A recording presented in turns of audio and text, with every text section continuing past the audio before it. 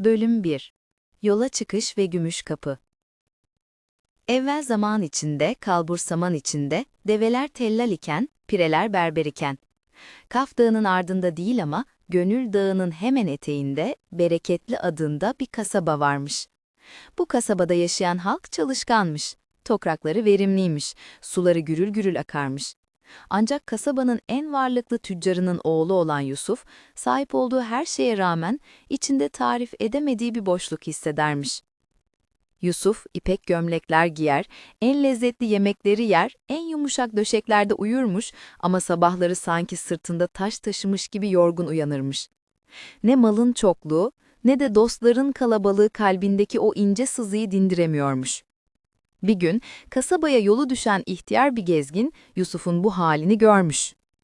Gezgin Yusuf'a bakmış ve şöyle demiş: "Evlat, senin derdin dünyalık değil. Senin derdin manalık. Senin aradığın şey saklı vadideki bilgenin elindedir. Ama o vadiye gitmek zordur. Dönmek ise daha zordur. Oraya giden gittiği gibi dönmez." Yusuf heyecanla sormuş: "Oraya nasıl giderim? Yol ne kadar sürer?" İhtiyar gülümsemiş: "Yolun uzunluğu senin adımlarına değil, sabrına bağlıdır. Kuzeye, dumanlı dağlara doğru yürü. Karşına 3 kapı çıkacak. Her kapının bir bedeli, her bedelin bir dersi vardır." Yusuf'u gece kararını vermiş.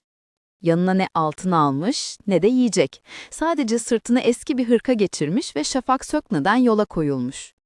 Günlerce yürümüş, ayaklarındaki çarıklar parçalanmış, dudakları susuzluktan çatlamış ama geri dönmeyi hiç düşünmemiş. İlk karşılaşma. Öfkeli oduncu. Yusuf, dumanlı dağların eteğine vardığında, dar bir patikada, devrilmiş koca bir çınar ağacıyla karşılaşmış. Ağacın başında, elindeki baltayla kütüğe öfkeyle vuran, kan ter içinde kalmış bir adam varmış. Adam ağacı parçalayıp yolu açmaya çalışıyor ama, öfkesinden dolayı baltayı her vurduğunda boşa sallıyor, kendini dağda yoruyormuş. Yusuf yaklaşmış. "Kolay gelsin abi," demiş. "Bırak yardım edeyim." Adam öfkeyle dönmüş. "Sen ne anlarsın? Acelem var. Malımı pazara yetiştirmem gerek. Bu lanet orç yolumu kesti." Yusuf sesini çıkarmamış. Adamın öfkesinin dinmesini beklemiş. Adam yorulup bir kenara çökünce Yusuf sakince ağacın yanına gitmiş. Köklerin olduğu yeri incelemiş. Ağacı parçalamak yerine altındaki toprağı kazıyarak büyük bir manivela taşı yerleştirmiş. Sonra yerden sağlam bir dal bulup destek yapmış. "Gel," demiş adama. "Birlikte itelim. Öfkeyle vurmak yerine akılla kaldıralım." Adam önce burun kırmış ama çaresiz kabul etmiş. Birlikte yüklenmişler, koca kütük büyük bir gürültüyle yana yuvarlanmış ve yol açılmış. Oduncu mahcup olmuş. "Ben saatlerdir hırsımdan ağaca saldırıyordum, sen geldin 5 dakikada yolu açtın, borcumu nasıl öderim?" diye sormuş. Yusuf, "Yolumu göster yeter," demiş. "Saklı vadiye giden kapı nerededir?" Oduncu, parmağıyla sislerin arasını işaret etmiş. "İleride, sarp kayalıkların arasında gümüş kapıyı göreceksin ama dikkat et, o kapı kilitlidir ve anahtarı yoktur." Yusuf teşekkür edip yürümeye devam etmiş. Sisler yoğunlaştıkça hava soğumuş. Sonunda 2 devasa kaya bloğun arasına sıkışmış, som gümüşten yapılmış, üzerinde tek bir işleme bile olmayan pürüzsüz ve devasa bir kapı görmüş. Kapının ne kulpu vardı, ne kilidi, ne de tokmağı. Yusuf kapıyı itmiş, açılmamış, yumruklamış, ses gelmemiş, bağırmış, yankıdan başka cevap alamamış. Anahtarı yoksa nasıl açılır diye düşünmüş. Tam o sırada kapının dibinde bir taşın üzerinde oturan küçük bir çocuk fark etmiş. Çocuk elindeki kurumuş bir dal parçasını toprağa sürtüyormuş. Yusuf çocuğa sormuş: "Bu kapı nasıl açılır ufaklık?" Çocuk başını kaldırmadan cevap vermiş: "Bekleyerek." "Ne kadar bekleyerek?" "Acelen geçene kadar." Yusuf gülmüş. "Benim acelem yok ama burada sonsuza kadar duramam," demiş ve kapıyı zorlamaya devam etmiş. Omuz atmış, taşla vurmuş, tırmanmaya çalışmış. Saatler geçmiş, Yusuf kan ter içinde kalmış. Kapıda bir çizik bile oluşmamış. Gece olmuş, dondurucu bir soğuk başlamış.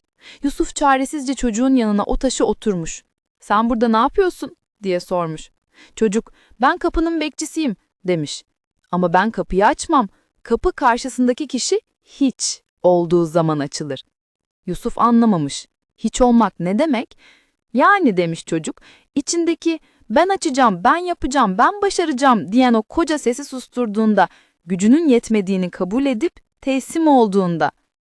Yusuf o gece soğuktan titreyerek o taşın üzerinde sabahlamış. Sabaha karşı artık kapıyı açma hırsı kalmamış. Yorgunluktan ve çaresizlikten başını dizlerine koymuş. İçinden, elimden hiçbir şey gelmiyor.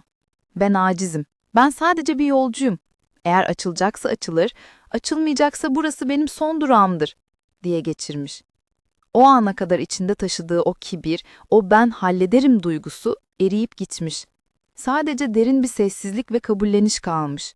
Tam o anda güneşin ilk ışınları gümüş kapıya vurmuş. Büyük bir gürültü kopmamış. Gıcırdayan menteşeler duyulmamış.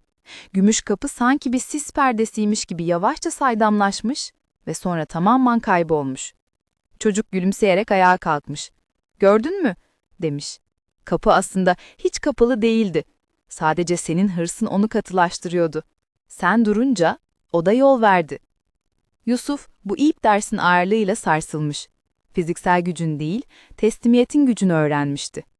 Kapıdan geçtiğinde kendini yemyeşil ama dikenli çalılarla dolu bir arazide bulmuş. Burası ikinci sınavın yeriymiş. Karşısında bu kez altın kapı değil, daha zorlu bir engel duruyormuş. Bölüm 2. Dilsiz kuyu, aynalar ve hakikat. Yusuf, gümüş kapıdan geçip egosunu, hırsını ve ben diyen o gürültülü sesi geride bıraktığında kendini dikenli çalılıkların arasında bulmuştu. Burası sessizdi ama tekinsizdi. Dikenler yürürken kıyafetlerini yırtıyor, cildini çiziyordu. Eskiden olsa benim gibi bir tüccar oğluna bu reva mı diye hayıflanır, hizmetçilerine yolu temizletmediği için kızardı. Ama şimdi gümüş kapının ardında bıraktığı o teslimiyetle acıya odaklanmak yerine sadece yürümeye odaklandı. Az gitmiş, uz gitmiş, dere tepe düz gitmiş. Sonunda güneşin en tepede olduğu, gölgenin bile saklanacak yer aradığı bir vakitte ikinci kapının önüne varmış. Altın kapı. İkinci sınav. Altın kapı ve dilsiz kuyu. Altın kapı gümüş kapıdan çok daha ihtişamlıymış. Göz kamaştırıcı parlaklıkta üzerinde değerli taşlarla bezeli motifler varmış.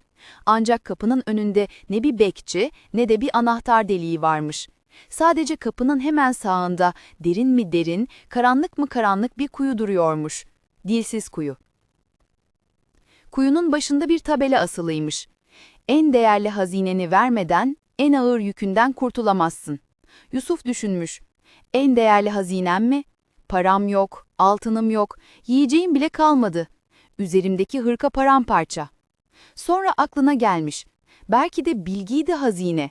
Bildiği şiirleri okumuş kuyuya, ticaretin sırlarını anlatmış, gördüğü diyarları övmüş.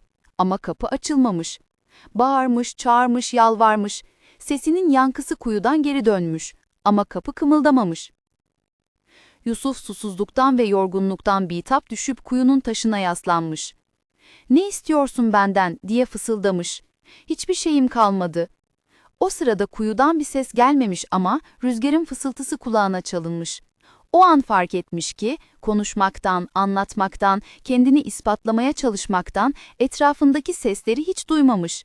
Kuşun kanat çırpışını, böceğin yürüyüşünü, rüzgarın taşa dayışını. Yusuf anlamış. İnsanın en değerli hazinesi sözüydü ama en ağır yükü de boş konuşmasıydı. Kuyuya eğilmiş ve şöyle demiş: "Haklı olmak sevdamı, bildiğimi sanma kibrimi ve şikayetlerimi sana bırakıyorum." Ve sonra susmuş. Öyle bir susmuş ki zihnindeki düşüncelerin gürültüsü bile dinmiş. Sadece dinlemeye başlamış. O derin sessizlikte altın kapı gürültüsüzce iki yana açılmış. Çünkü hakikat konuşanlara değil, dinleyenlere görünürmüş. Üçüncü sınav. Aynalı labirent ve ahşap kapı. Altın kapıdan geçtiğinde karşısına ne bir ova ne de bir dağ çıkmış. Kendini dar, loş bir mağaranın girişinde bulmuş. İçeri adım atar atmaz her yerim aynalarla kaplı olduğunu görmüş. Ama bunlar sıradan aynalar değilmiş. Sağa bakmış, aynada kendini korkunç bir canavar olarak görmüş. Sola bakmış, zavallı, dilenci bir ihtiyar olarak görmüş. Tavana bakmış, zalim bir kral olarak görmüş. Her bir ayna Yusuf'un içindeki bir korkuyu, bir ayıbı ya da gizli bir arzuyu abartarak yüzüne vuruyormuş. Yusuf dehşete kapılmış. "Bunlar ben değilim," diye bağırmış. Aynadaki yansımalar kahkaha atmış. Biz sensiniz, sen bizsiniz. Kaçmaya çalışmış ama labirent onu hep aynı yere çıkarıyormuş. Nereye dönse kaçtığı o karanlık yüzleşmeyle burun buruna geliyormuş. Bir ayna ona geçmişte kırdığı bir kalbi hatırlatıyor, diğeri yalan söylediği bir anı yüzüne vuruyormuş. Yusuf yere çöküp gözlerini kapatmış. "Yeter," demiş. Ama sonra gümüş kapıdaki teslimiyeti ve altın kapıdaki sessizliği hatırlamış. Gözlerini açmış ve en korkunç görünen yansımasına, o zalim Yusuf'a bakmış. Kaçmak yerine elini aynaya koymuş. "Seni görüyorum," demiş. "Sen benim hırsımsın. Seni yok saymayacağım çünkü sen de benim bir parçamsın. Ama artık direksiyon sende değilsin." Sonra zavallı görünen Yusuf'a dönmüş. "Seni de görüyorum. Sen benim korkumsun. Seni de kucaklıyorum." Yusuf kendi karanlığıyla savaşmayı bırakıp onu kabullendiğinde aynalar birer birer kırılmadan sönmüş. Labirentin sonunda gösterişsiz, çürümeye yüz tutmuş basit bir ahşap kapı belirmiş. Kapının üzerinde ne kilit ne de sürgü varmış. Sadece üzerinde şöyle yazıyormuş: "Sadece kendisiyle barışanlar içeri girebilir." Yusuf kapıyı usulca itmiş ve saklı vadiye adımını atmış. Son, bahçıvan ve kıssadan hisse. Vadi Yusuf'un hayal ettiği gibi altın nehirlerin aktığı, uçan kuşların zümrüt olduğu bir yer değilmiş. Burası son derece sade, huzurlu, kuş sesleri ve çiçek kokularıyla dolu, yemyeşil bir bahçeymiş. Bahçenin ortasında toprağa çapalayan bir yaşlı adam varmış. Üstü başı toprak içindeymiş. Yusuf yaklaşmış ve şaşkınlıkla duraksamış. Bu adam, hikayenin başında ona yolu gösteren o gezginin ta kendisiymiş. "Sen," demiş, "sen o gezginsin. Bilge'yi arıyordum ama burada sadece sen varsın." Yaşlı doğrulmuş, terini silmiş ve gülümsemiş. "Hoş geldin Yusuf. Aradığın Bilge aslında hiçbir zaman bir kişi olmadı. Aradığın şey, bu vadiye gelene kadar geçtiğin kapılardı." Yusuf şaşkın. "Nasıl yani? Ben onca yolu boşuna mı yürüdüm? Sadece bu bahçeyi görmek için mi o kadar acı çektim?" Yaşlı elindeki çapayı bırakmış ve Yusuf'a bir tas su uzatmış. "Evlat, gümüş kapıda ben demeyi bıraktın. Kibrini o dağın eteğinde gömdün. Altın kapıda dilsiz kuyuya boş sözlerini döktün. Dinlemeyi öğrendin. Aynalı mağarada kendi karanlığınla yüzleşip kendinle barıştın. Sen buraya geldiğinde yola çıkan o şımarık tüccaroğlu Yusuf değildin artık. O Yusuf o yollarda öldü. Buraya gelen, arınmış, pişmiş ve insan olmuş yeni bir Yusuf." Yaşlı Yusuf'un göğsüne dokunmuş. "Saklı vadi burası değil. Saklı vadi senin kalbin. O kapılar açılmadan kalbindeki huzuru bulamazdın. Şimdi köyüne dön. Artık nereye gidersen git, saklı vadi seninledir. Çünkü huzur bir mekan değil, bir makamdır. O makamda gönüldür." Yusuf o gün orada anlamış ki, yolculuk bir yere varmak için değil, kendine varmak için yapılırmış. Köyüne döndüğünde yine ticaret yapmış, yine insanlarla yaşamış.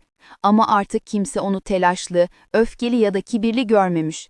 Çünkü o, 3 kapının sırrını çözmüş, kendi içindeki vadiye yerleşmiş. Kıssadan hisse. Hayat önümüze 3 kapı çıkarır. Birincisi acziyet kapısıdır. Ben yaparım kibrini kırar, nasip demeyi öğretir. İkincisi sükûnet kapısıdır.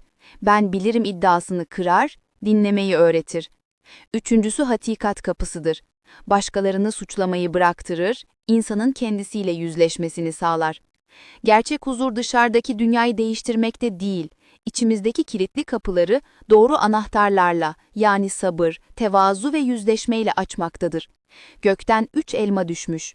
Biri anlatana, biri dinleyene, biri de kendi kapılarını açmaya cesaret edene.